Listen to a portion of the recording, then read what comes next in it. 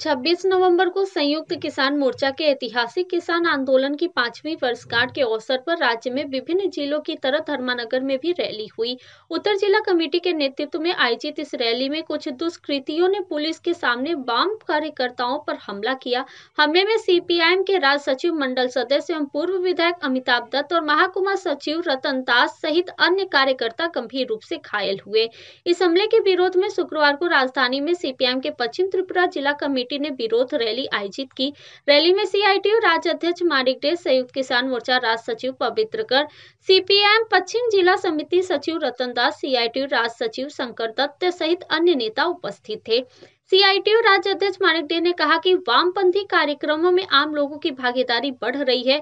इससे गुटिया संघर्ष में जर्जर भाजपा असहज है और इसी तहासा को इस प्रकार से बर्बर हमले किए जा रहे हैं।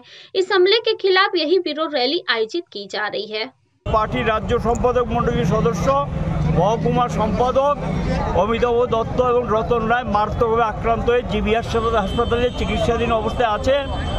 एखाने तारा एकजन नेता प्रकाश्येই बोलছেন যে এখানে নাকি ধর্মনগরে আমরা কিছুদিন যাবত বাড়াবাড়ি মানে পুলিশের পারমিশন নিয়ে মিছিল মিটিং হচ্ছে, জনগণের প্রতিবাদে মানুষের সমাগম বাড়ছে এবং মানুষকে তারা আটকাতে পারছে না। মানুষ ভয়মুক্ত হয়ে তাদের বিরুদ্ধে বেরিয়ে আসছেন হতাশা থেকে এবং মানুষ থেকে জনবিচ্ছিন্ন হয়ে কাপুরুষের পরিচয় দিয়ে বর্বরচিত হামলা করেছেন।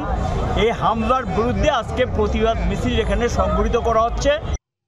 रैली राजधानी के मिलन मार्ग से शुरू होकर शहर के विभिन्न मार्गों से होकर गुजरी।